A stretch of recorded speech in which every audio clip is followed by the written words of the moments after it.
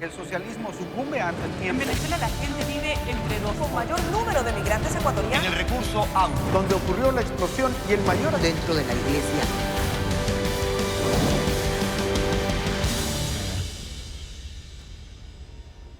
Amigos, bienvenidos. Las jornadas de protesta de octubre último tuvieron como escenario principal al centro histórico de Quito. La escalada de violencia entre los manifestantes y las fuerzas del orden causaron serios daños en infraestructura pública y privada, pero también sufrieron comerciantes, habitantes, turistas y empresarios que estuvieron expuestos a una batalla de alto calibre. Hoy, en medio de una aparente paz en la capital, Visión 360 recorre el centro patrimonial donde la vulnerabilidad se mantiene, pero por otros problemas como inseguridad, microtráfico y prostitución que conspiran dentro de este patrimonio en riesgo.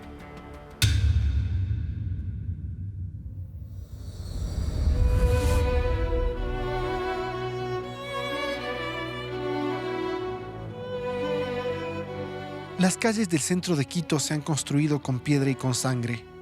Sus muros contienen más de 4 siglos de plegarias y rezos, de conspiraciones y traiciones, de amores, de los buenos y de los prohibidos. El tañer de las campanas enmudece por segundos a los vendedores, que a gritos tratan de hacerse de una moneda, desde hace más de 500 años. Este centro de Quito, con todas sus realidades, fue declarado Patrimonio Cultural de la Humanidad por la UNESCO en 1978 y fue la primera ciudad, junto con Cracovia en Polonia, en recibir esta distinción.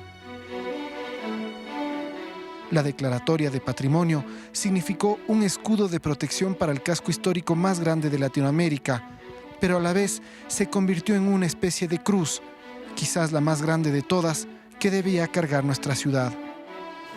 ¿Por qué? Porque desde ese año los quiteños estábamos obligados a cuidar, rescatar, descubrir, salvar y potenciar ese legado histórico de nuestra ciudad.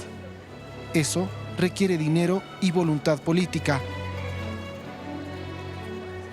Elementos que lastimosamente escasean en este punto de la latitud cero.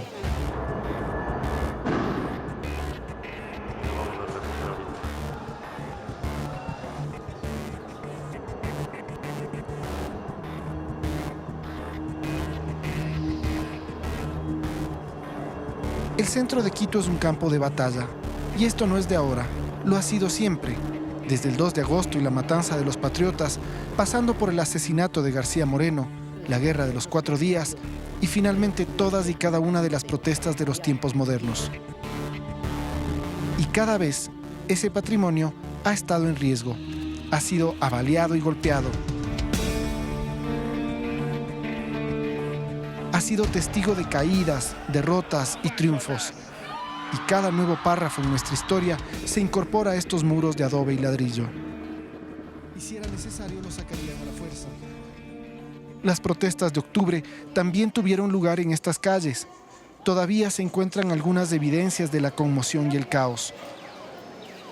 Cuando llegó la paz, un grupo de vecinos y ciudadanos se organizaron para arreglar lo dañado, para limpiar y hacer una minga que le devuelva el brillo a esta joya de la corona. Corrieron rumores de que el centro quedó destruido y golpeado. No es cierto. El casco colonial sigue igual, sigue maravillando, sigue con su actividad febril, preparándose para celebrar un año más de fundación. Pero no estamos tratando de poner las expectativas muy altas, porque si usted cree que va a encontrarse con un lugar ordenado, impecable y sin un solo problema, eso tampoco es cierto. En estas estrechas calles del centro de Quito, un día cualquiera uno se puede encontrar con religión y con prostitución, con burócratas, turistas, estudiantes, también con delincuentes, con mendigos y con gobernantes. Esta extraña amalgama de personajes y situaciones, a algunos les puede agobiar, pero hay otros que también les puede fascinar. El centro de Quito es un centro vivo.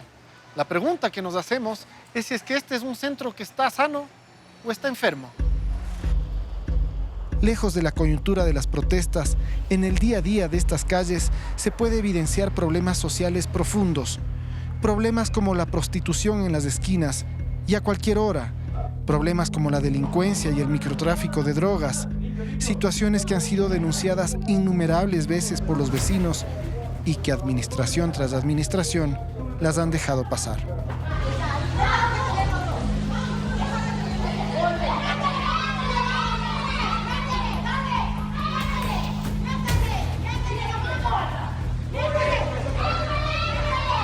Lo que usted está viendo es un video grabado a escondidas y las personas que se gritan abajo están peleando por territorio, porque ahí solo un brujo puede vender la droga y solo unas mujeres pueden vender su cuerpo.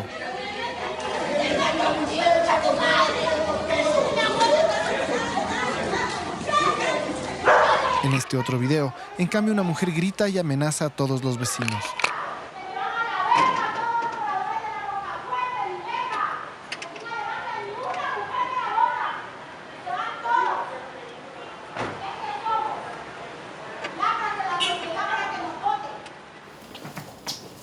Una de las vecinas de esta calle quiso contarnos lo que vive a diario, pero teme que la reconozcan.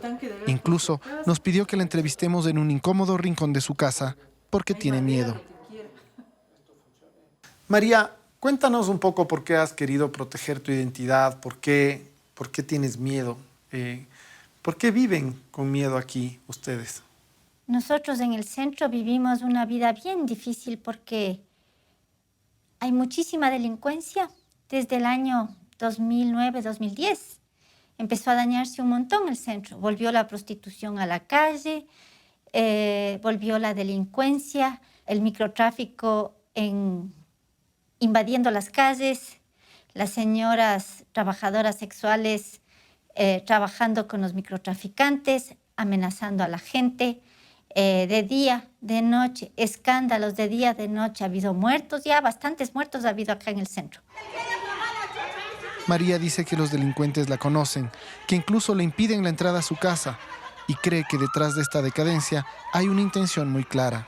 Mandan a los indigentes, muchos de ellos son delincuentes, que andan armados con cuchillos, con navajas, ellos venden la droga y ellos mismos nos dicen que ellos están acá y que vienen a molestar a la gente para que la gente se despeche y se vaya del centro histórico.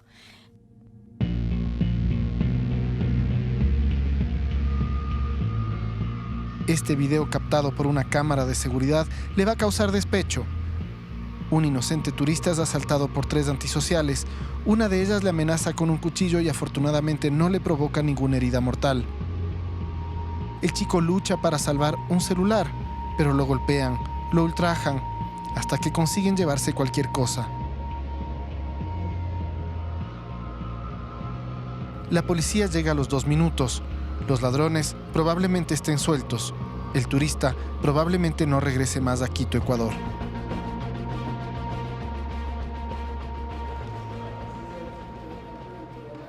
El centro no está abandonado a su suerte. Hay gente que cree en su magia y ha hecho inversiones para darle vida. Nicolás es uno de ellos. El centro histórico de Quito sigue siendo una joya. O sea, es una maravilla arquitectónica, es un lugar popular de paseo, de comercio, de intercambio, de comida. Es una zona muy interesante por lo que representa de la identidad quiteña y de las identidades ecuatorianas. Entonces yo me voy enamorando cada día más de eso por circular, por trabajar, por conocer a la gente, al vecindario. Yo me integré y me considero parte de ese ecosistema. Él y sus socios sabían de los problemas sociales de esta zona y han participado activamente en la búsqueda de soluciones con las autoridades y los vecinos. Pero finalmente, ellos no pueden actuar de sus puertas para afuera. Sin embargo, para mejorar esa situación, pues yo me puedo solo enfocar en mi parte, que es la parte primera de seguridad adentro de mi propiedad, con cámaras, con puertas, con controles, con rejas. Pero la parte de afuera, como tú dices, a la final, aún más como extranjero, me toca yo cumplir con las leyes de su país. Silvana vive desde hace un año en el centro histórico y junto a su familia emprendió un negocio turístico. Rescató una hermosa casa que estaba en ruinas y ha comprometido tiempo, energía y recursos en atraer visitantes al centro. Pero frente a su hotel existe un inmueble abandonado por más de 10 años. Nada más y nada menos que la casa del expresidente Gabriel García Moreno. Durante una década ha servido como guarida para los delincuentes. Cuando le hablo de grupos de delincuentes me refiero a no solamente a 5, sino 10, 20 personas que habitan permanentemente en la casa, que son sacados de ahí con auxilio de la fuerza pública, con los señores policías, hacen operativos permanentes, se han hecho alrededor de unos 10 desde que yo estoy aquí viviendo en el sector para desalojarlos, pero más o menos unos 15 minutos de lo que les desaloja, inmediatamente vuelven a posesionarse. Esta casa histórica es una más de las cientos que están en manos del municipio y que están inutilizadas. En este lugar, los delincuentes usan las vigas para ingresar y salir a su antojo. Es común en el transcurso del día, a plena luz del día, no se diga las noches, ver cómo los delincuentes se trepan como que fuera su casa y entran por cualquiera de las ventanas, que son decenas de ventanas que tiene el contorno de la casa. Los operativos nos ayudan en los 5 minutos que duran mientras sacan a las personas y otra vez volvemos a la misma realidad. La policía no puede hacer más. No se va a solucionar el tema, ¿no es cierto?, si es que la policía tiene que seguir jugando a evacuar delincuentes de ahí. Se va a solucionar si el municipio, por ejemplo, puede venderla para que se haga ahí proyectos de vivienda o estimular proyectos de vivienda con una empresa privada o con la empresa pública de lo que fuere, ¿no es cierto?, o con cooperación internacional para poder luego vender esos departamentos. No puedes hacer eso ahora porque la ley te lo impide. Luz Helena Coloma es concejal de Quito y preside la Comisión de Áreas Históricas y Patrimonio. Me parece a mí que los grandes retos están ahora en devolverle habitabilidad al centro histórico y en esto de las leyes que van y vienen y los planes que van y vienen. De pronto se hace una ley de cultura en el año 2016 que impide la venta de bienes patrimoniales públicos. Y tú tienes soluciones habitacionales realizadas con plata pública que no pueden ser vendidas. El director del Instituto Metropolitano de Quito afirma que se está haciendo una propuesta de ley para cambiar esta situación, ya que el municipio está atado de manos. Pero antes, quieren saber cuántos inmuebles se encuentran en este estado. Estamos haciendo una nueva identificación de estas casas porque hay diferentes riesgos y diferentes características que tienen estos lugares en los que nos permiten actuar de una manera pronta. Hay muchas casas que se encuentran en cierto porcentaje de deterioro y eso será un programa que irá avanzando paulatinamente. Según Coloma serían más de 60, pero no se trata únicamente de planes habitacionales. Por ejemplo, el centro comercial La Manzana, que se hizo con dinero municipal, de cooperación internacional, para justamente los comerciantes de las calles entren allá. Tienes 50, me parece que son 50, 40 locales vacíos, que son del municipio, que nunca los ocupó y que no ha promovido su ocupación. Para Diego Vivero, empresario y miembro del Buró del Centro de Quito, la situación del casco histórico es complicada, porque no existe ni ha existido un plan que defina cuál es el norte a seguir. Es que en realidad no ha habido planes, lo que ha habido han sido acciones aisladas que han dependido también de la buena voluntad de la autoridad de turno. Es decir, incluso yo llegaría a pensar del romanticismo de la autoridad de turno con su patrimonio de la humanidad. Yo creo que cuando uno habla de un plan, habla de algo que trasciende la autoridad pública, es decir, de algo en lo que se comprometen la ciudad, en algo en lo cómo nos vemos de aquí en el 2030, en el 2040. ¿Cuál es la visión que debe imperar en el centro histórico? ¿Debe ser un lugar impecable, ordenado, que emule a una ciudad europea? ¿Debemos cuidar a los edificios o a la gente? Lo que nosotros queremos es que la gente regrese al centro histórico, que valorice su centro histórico, que venga a vivir al centro histórico, que nuestro centro histórico no esté quedado en el tiempo, sino que se acople a la diversidad de personas, de dinámicas, que sea un lugar activo como es toda la ciudad, pero asimismo que pueda tener esa belleza de ese pasado, pero esa proyección al futuro, porque así se ha conservado a lo largo del tiempo. Pero para que la gente quiera volver, se necesitan acciones contundentes contra la inseguridad, contra la falta de aseo, que es evidente, y contra el desorden ocasionado por el comercio informal, que poco a poco vuelve a invadir las calles. Proteger, defender y recuperar el centro histórico, según mi criterio, es una prioridad absoluta para Quito, para el Ecuador, que quisiera potencializar el destino y pues, reivindicar lo fuerte de la marca Quito, ¿no? Entonces, yo creo que es más bien una ineficiencia, una falta de coordinación y una falta de decisión política. Porque si se quiere, se puede. Estoy convencido de eso. Yo creo que este centro tiene una particularidad que no todos los centros históricos tienen, que es lo que tú dijiste hace un rato: esto no es Epcot Center, esto no es Disneylandia. Aquí tú te cruzas con el ecuatoriano, con el quiteño, con el jubilado que está en la Plaza Grande. En otras partes del mundo los centros son tan turísticos que no ves gente del sitio, sino ves gente de otros lados. El turista que viene al Ecuador aprecia mucho esa interacción con la actividad cotidiana del quiteño. A las puertas de celebrar sus 485 años de fundación, la ciudad de Quito necesita ser pensada. No como un proyecto pasajero, sino como ese epicentro donde se escribió y se seguirá escribiendo nuestra historia. Un patrimonio, un legado, una ciudad para vivir.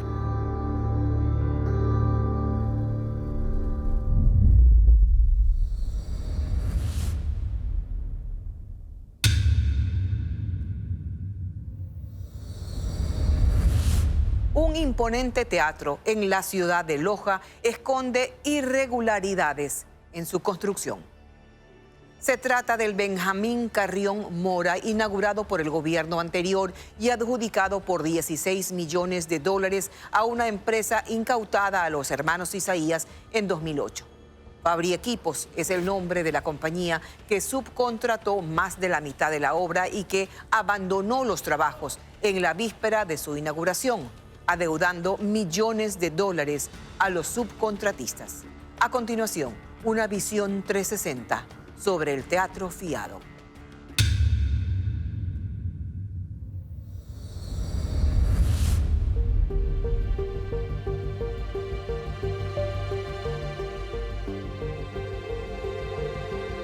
Cada noviembre, Loja se viste de gala. Este 2019 celebra sus 199 años de independencia y además inicia el cuarto Festival Internacional de Artes Vivas. Un circuito de espacios artísticos se toma la ciudad. Es atomizador de la música, del arte, de la cultura.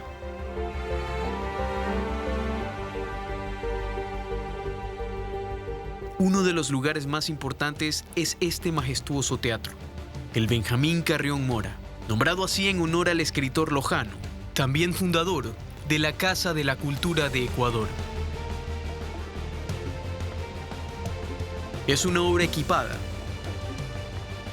Es la casa que acoge a la Orquesta Sinfónica de Loja, pero también es un teatro por el que el Estado aún no ha pagado y que fue adjudicado a una empresa incautada.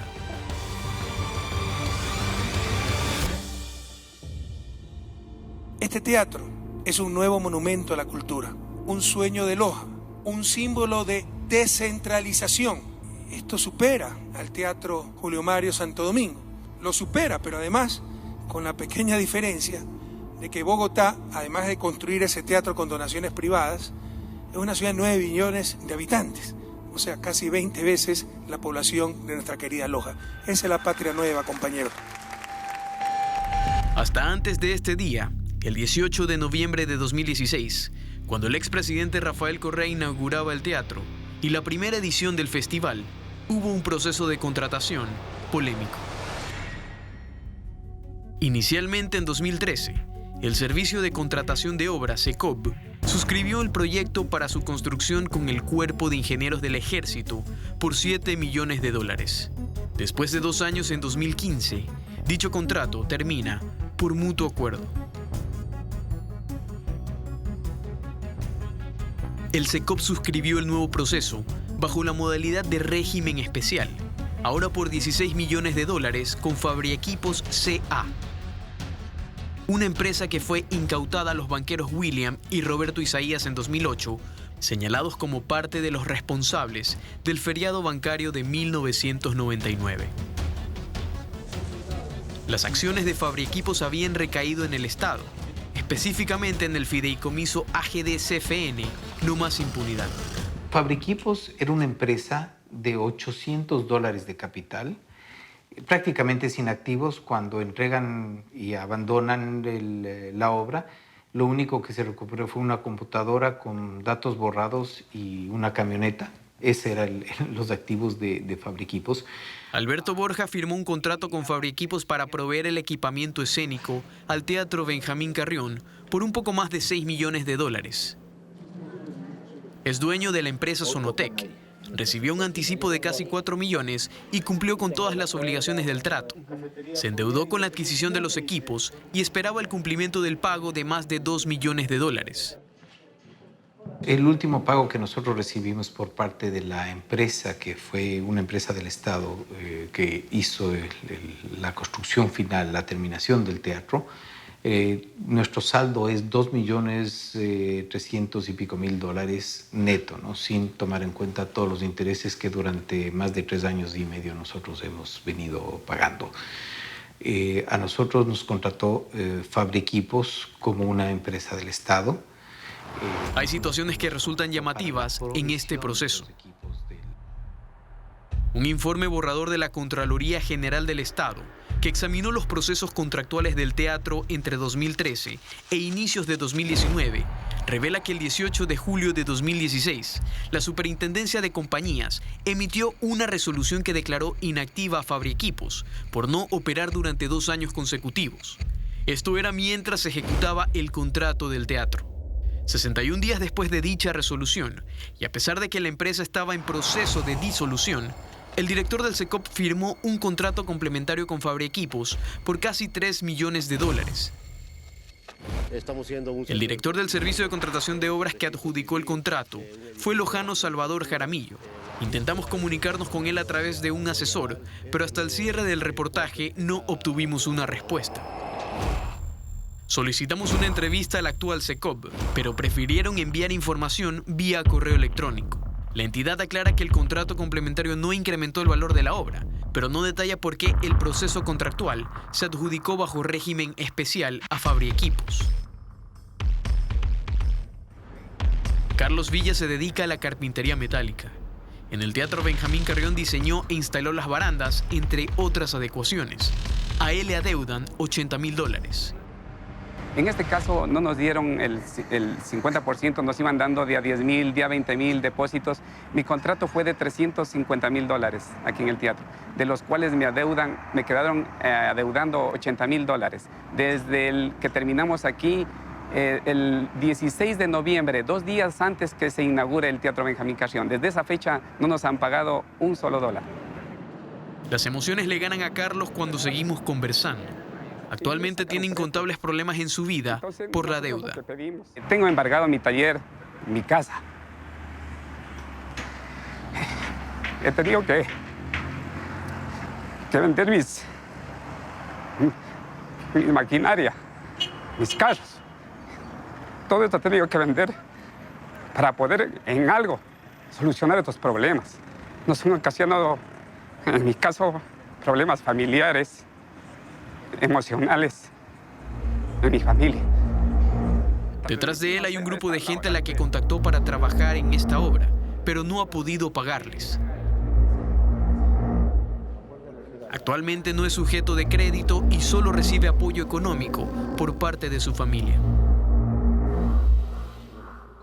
Fabriequipos abandonó la construcción del Teatro Benjamín Carrión a vísperas de la inauguración, que, como mencionamos, fue el 18 de noviembre de 2016. Los subcontratistas mencionan que fueron ellos quienes tuvieron que terminar casi todo el teatro, hasta antes del inicio del primer festival. No es porque nosotros no queramos. Paul Lozada fue llamado por la empresa Sonotec para que se encargue de la acústica en el teatro, y describe así la promesa de pago. La premisa era terminar el teatro. Ellos, la parte de fiscalización, tenían la idea de que en el mes de noviembre, antes de que inicien los festivales importantes en la ciudad de Loja, pues se entregue esta obra como una obra emblemática. La situación de Paul también se complicó por lo que se le adeuda. Por esa falta de dinero, su empresa se derrumbó. Nuestras empresas, a lo menos en el caso de mi empresa, se vio bastante perjudicada, que hasta el momento estamos con un bache económico bastante importante, ¿sí? Y pues personalmente afectados en salud, con la familia, y pues ya los bienes económicos y bienes físicos que contábamos, ¿no? Que ya no los tenemos ahora. El informe de Contraloría también recoge facturas que Fabriequipos presentaba al SECOB con ciertos valores. La entidad solicitó dichos documentos al Servicio de Rentas Internas y establece que estas facturas salían a nombre de otro comprador, con diferentes totales y hasta fechas cambiadas.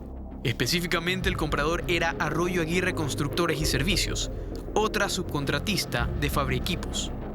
Mientras Arroyo Aguirre compraba por $6.737, Fabriequipos presentaba la misma factura por $139.000. Igual ocurrió en otros locales. Arroyo Aguirre ejecutaba $370 y Fabriequipos presentaba $435.000 a SECOB. Esta última también. La subcontratista realizó una transacción por $4.000 en tal fecha y Fabriequipos presentaba la misma factura, pero con una fecha cambiada y un valor de más de $2 millones. Pero más adelante hablaremos de la empresa Arroyo Aguirre. No solo por lo maravilloso que será este festival y los maravillosos días que vendrán estos 10 próximos días, sino sobre todo porque lo construimos juntos. Y esa para mí es la gran lección que nos deja este proceso que nos ha traído hasta este maravilloso teatro, en esta maravillosa ciudad y a las puertas de este maravilloso festival. En reportes de prensa, el ministro de Cultura, Juan Fernando Velasco, mencionó que traspasará casi $300.000 para la culminación definitiva del teatro, que su valor será de 26 millones, a pesar de que el SECOB establece que el teatro ha costado después de varios procesos $21 millones. En la inauguración del festival abordamos al ministro Velasco para conversar sobre el Teatro Benjamín Carrión. Se nos ofreció una entrevista, pero sus declaraciones fueron enviadas a través de un video grabado por el mismo ministerio. El ministerio no tiene ninguna relación ni siquiera con el contratista. El Ministerio de Cultura y Patrimonio simplemente hizo una petición al SECOB para que contrate y realice las adecuaciones y la construcción del Teatro Benjamín Carrión de Loja, y nuestra relación es directamente con SECOB. No tenemos ninguna relación, ni siquiera con el contratista, peor con el subcontratista. Los proveedores enviaron oficios al expresidente Correa y también al actual mandatario Lenín Moreno. Sin embargo, no han tenido una respuesta favorable. La asambleísta por Loja, Janine Cruz, detalla que el SECOB retuvo valores para poder pagarle a los proveedores del teatro. El SECOB congeló 2 millones del pago para Fabriequipos, adicional a esto una multa de casi $1 millón. Es decir, con el contingente económico se puede rever la posibilidad de poder pagar esta deuda a las familias que lamentablemente no han logrado poder mantener las facturas pagadas. El SECOB especifica que la deuda con los subcontratistas no es responsabilidad de ellos. Una empresa incautada que reposó en el Estado y subcontrató más de la mitad de una obra. Las dudas saltan alrededor de este teatro, pero ¿quiénes están detrás de Fabriequipos, de Arroyo Aguirre, de todas las polémicas? Al regresar se lo contamos.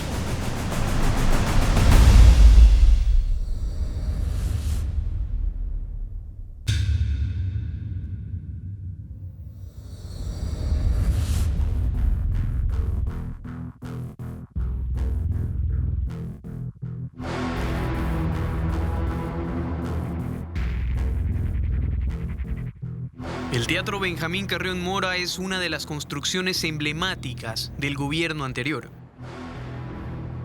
Pero como en otras ocasiones, el señalamiento de irregularidades se ha hecho presente.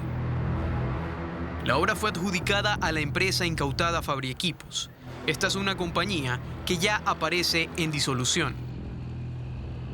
Su actividad económica la describe como una organización dedicada a la importación, fabricación, venta y arrendamiento de maquinarias, equipos y accesorios para ramas papeleras, de plástico, defensa contra incendios, seguridad industrial, entre otros. Es decir, abarca la construcción en varios sectores. El informe de Contraloría que examinó el Teatro de Loja detectó la subcontratación de casi el 65% de la obra. Solo se permitía hasta el 30%. Uno de estos grandes subcontratistas fue la empresa Arroyo Aguirre Constructores y Servicios, la cual firmó un contrato con Fabriequipos por casi $5 millones para construir el teatro. Aquel documento estipula un anticipo del 70% para Arroyo Aguirre por el inicio de sus servicios. Eso equivale a $3.400.000. El accionista mayoritario de esta subcontratista es Aníbal Andrés Arroyo Aguirre. Es curioso que los proveedores impagos mencionan a este mismo nombre como el representante de Fabriequipos y quien les exigía la culminación de la obra. Bueno, a mí me subcontratan para hacer, como les decía, todo lo que es acero inoxidable, ¿sí? Y quedamos, antes del 16, nosotros nos exigían que terminemos el teatro como sea, que nos endeudemos, que ellos ya vienen... ¿Quién les exigía? Los señores Arroyos. Ellos vinieron en representación de Fabriequipos, ¿sí? En representación de la compañía Fabriequipos, que es la compañía que contrató con el Estado la culminación del Teatro Benjamín Carrión. Es más, hay documentos con la firma de Arroyo Aguirre como gerente de construcciones de Fabriequipos. Que terminemos el teatro. Visión 360 solicitó una entrevista directamente con Andrés Arroyo Aguirre. Mencionó que no tiene nada de información sobre Fabriequipos y que esta no es su firma. Quien figuró como gerente de Fabriequipos al momento de la firma del contrato fue Zoila Suárez Flores. A pesar de haber sido la cabeza de la empresa cuando inició el proceso, los proveedores detallan que nunca la conocieron. Zoila Suárez fue participante en otras 2 empresas de acuerdo a la Superintendencia de Compañías. Una de ellas es Distribuciones, Importaciones y Representaciones Generales S.A., abreviada por sus siglas DIRE, la cual se mantiene activa. Pero Suárez también fue administradora durante más de un periodo de Oil Services and Solutions S.A., una empresa dedicada a prestar servicios petroleros. Esta última organización fue señalada dentro del caso Petroecuador. Oil Services recibió contratos en el sector petrolero por más de $40 millones. Sus accionistas eran Juan Andrés y Jaime Vaquerizo Escobar, quienes fueron condenados a 5 años de prisión por pago de sobornos. Jaime Vaquerizo Escobar aparece como intermediario o participante en 4 empresas offshore de Estados Unidos, Panamá, Bahamas y Nueva Zelanda. Todas fueron constituidas con la asesoría de la consultora panameña Mossack Fonseca, la polémica firma protagonista de la investigación denominada Panama Papers. Jaime Vaquerizo fue participante también de la empresa DIRE. Hoy, el empresario no se encuentra en el país. Salió a Perú por tierra el 17 de agosto de 2016, un día después de que se emitiera su orden de detención. Hoy les contamos que fue capturado en nuestro país el ecuatoriano más buscado. Lo encontraron precisamente en el aeropuerto Jorge Chávez y tenemos estas imágenes exclusivas del preciso momento de su captura. Se trata de Jaime Albergo Vaquerizo Escobar, un prófugo de la justicia de su país por el delito de fraude contra el Estado. El hombre trabajaba en el país vecino hubo reportes de su captura provisional, pero actualmente se desconoce su paradero. Habría sobornado a funcionarios de esa empresa estatal. Su ex abogado Jorge Acosta nos ratificó que se desvinculó de su defensa hace más de 2 años. Por las razones que ya son de dominio público. Visión 360 intentó comunicarse con la empresa DIRE para poder contactarse con Zoila Suárez. Los correos electrónicos y números telefónicos ya no se encuentran disponibles. Un ex defensor de Suárez nos detalló que también se desconoce su paradero. Fabriequipos no se adjudicó con apenas 1 o 2 procesos con el Estado. A nuestras manos llegaron fotografías de un informe realizado por la auditora internacional Ernst & Young. En él se menciona que la Junta del Fideicomiso AGD CFN No Más Impunidad, accionista de Fabriequipos, pidió establecer un estudio sobre esta empresa. La auditoría señala que entre diciembre de 2011 y abril de 2016, la contratista recibió invitación directa para participar en 152 contratos con el Estado. Hasta lo que pudo hallar dicho estudio, Fabriequipos entregó 108 obras, haciéndose con 65 millones de dólares. El resto de procesos se mantenía en ejecución y todo sumaba más de 100 millones de dólares. Dicho informe también recoge que se identificaron reclamos, incumplimientos, sobreprecios, entre otras irregularidades de Fabriequipos en ciertos contratos. Solo basta con una simple búsqueda en la web para demostrar procesos contractuales entre la empresa incautada con distintas entidades estatales. Un ejemplo es este proceso de 2013 con el Servicio de Gestión Inmobiliaria, Inmobiliar, un contrato para el mobiliario con instalaciones eléctricas para la plataforma gubernamental de La Tacunga por $2.600.000. La empresa Ecuador Estratégico detalla valores a pagar a Fabriequipos y también a la empresa Arroyo Aguirre en 2015 y 2017. La firma Ernst & Young confirma la veracidad de dicho informe, pero para acceder totalmente a su contenido debe haber una autorización del fideicomiso. Vía correo electrónico la solicitamos, además de una versión sobre la gestión de Fabriequipos, cuyas acciones recaen en el mismo fideicomiso al ser una empresa incautada. Hasta el cierre de este reportaje no hubo una respuesta. Janine Cruz conoce sobre la auditoría de Ernst & Young. Incluso ha solicitado su revisión porque también detalla conexiones con más empresas. Claro que sí. En Fabriequipos, de lo que nosotros he solicitado información claramente es que la CFN me pueda dar la auditoría que contrató a una consultora. De hecho, el nombre es Ernst & Young Ecuador, porque aquí se determina cómo operaban y esta red de pequeñas empresas. Es decir, se creaban estas empresas para poder adjudicar los contratos. Lo que nos llama la atención es que una empresa que fue incautada por el Estado, que estaba bajo el fideicomiso de AGD No Más Impunidad, haya servido como motor para poder adjudicar contratos de manera directa sin hacer un seguimiento de si cumplían o no. Era una empresa que dejó obviamente abandonada la obra, se retiró y no lograron pagarles a los trabajadores. Damos por inaugurado el Festival de Artes Vivas de la Ciudad de Loja. Muy buenas noches, muchas gracias. El vicepresidente Otto Sonnenholzner fue quien inauguró el Festival de Artes Vivas de 2019. Visión 360 quiso conocer si el actual gobierno está al tanto de la deuda con los subcontratistas y también del proceso adjudicado a Fabriequipos. Tampoco obtuvimos una respuesta.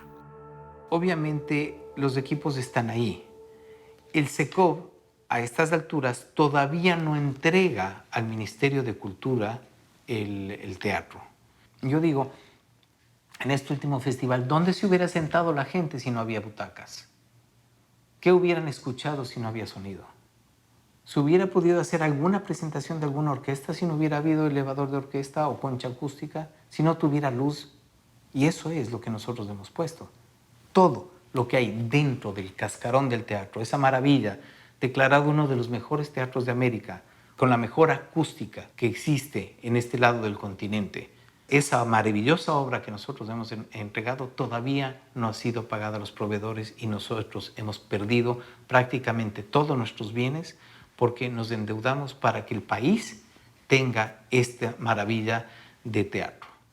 ¿Qué les diría? Bueno, que primero que se pongan en el lugar de las otras personas, ¿sí? Que nosotros hemos trabajado honradamente, tanto nosotros como contratistas y la gente, nuestro personal, que ha puesto un contingente humano y también económico para que esta obra se dé, para que los festivales que tenemos anualmente se den y quede como lo es la obra, una obra emblemática a nivel nacional, emblemática para la hermosa ciudad de Loja. Y para nosotros es un orgullo, pero también tenemos como sentimientos encontrados, porque es un orgullo tener una obra que uno la construyó con tanto amor, pero contrario a esto, pues la desazón de no tener el rédito económico y pues que nosotros teníamos contemplado recibir de la implementación de esta hermosa.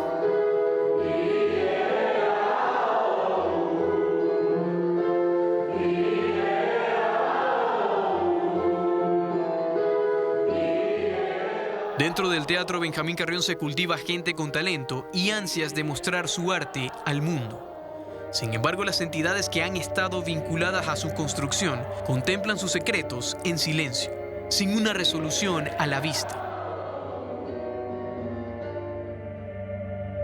Mientras los subcontratistas padecen la deuda que el Estado tendría con ellos, Loja seguirá teniendo un teatro de irregularidades, un teatro fiado.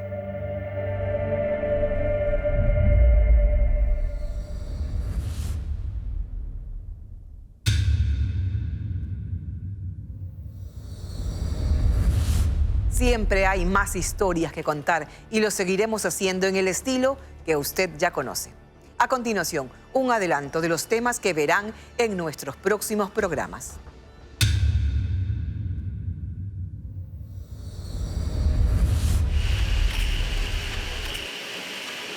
Todos los años pasa lo mismo, todos los años. Vienen y nos dicen, estamos abastecidos totalmente, pero se abastece de una cierta medicina y no de todas. Entonces, hay una y no hay otras. De casualidad ya digo, la de Pegadillo. No ha llegado. Y aludía que es para mi esposa tampoco.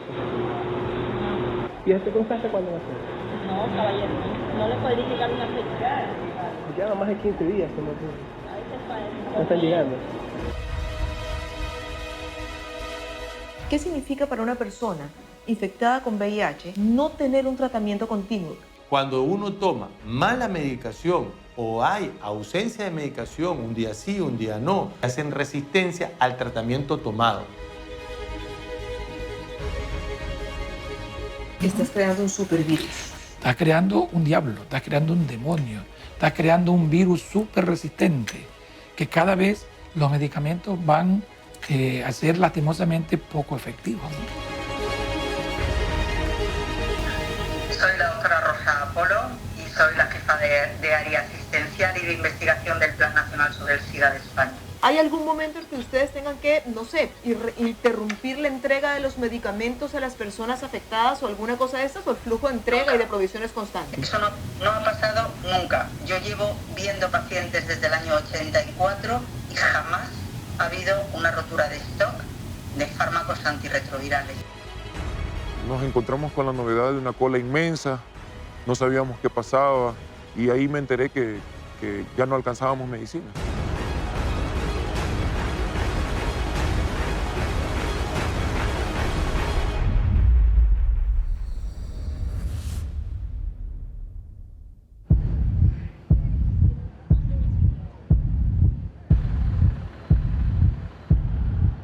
Lastimosamente, esta obra que firmaron en el 2013 tenía una duración por 544 días. Los 18 meses ahora se han extendido a 6 años ya en la obra. Todo Galápagos es zona de piedra rocosa y eso ha complicado al contratista para que pueda avanzar de manera rápida para que el proyecto se cumpla el plazo. Y ese plazo termina el 22 de diciembre.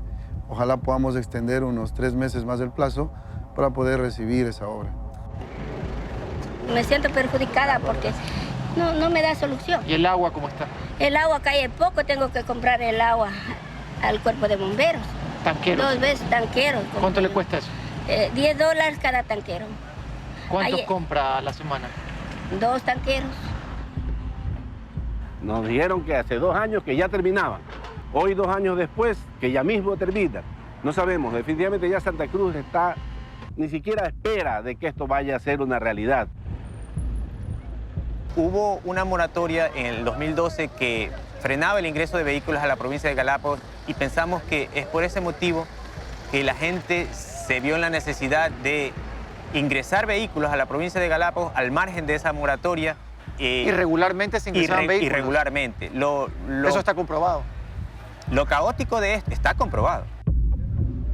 Nosotros estamos permitidos tan solamente a ocupar el 3% del territorio de las islas. Lo demás es parque nacional. Por lo tanto, la regularización de la movilidad y el transporte es fundamental. ¿No pueden seguir ingresando más vehículos? En el caso ¿O eso de es lo que van a establecer Claro. después de este censo? Bueno, obviamente, si nosotros establecemos ya el número de vehículos que hay, tenemos que empezar a tomar decisiones. Mire aquí los problemas que tenemos de salud, los problemas que tenemos de educación, los problemas que tenemos en el sector de carga desde el continente hacia acá, que es el más caro del mundo, en el problema que tenemos con el sector transporte, el sector agrícola, todos los sectores productivos.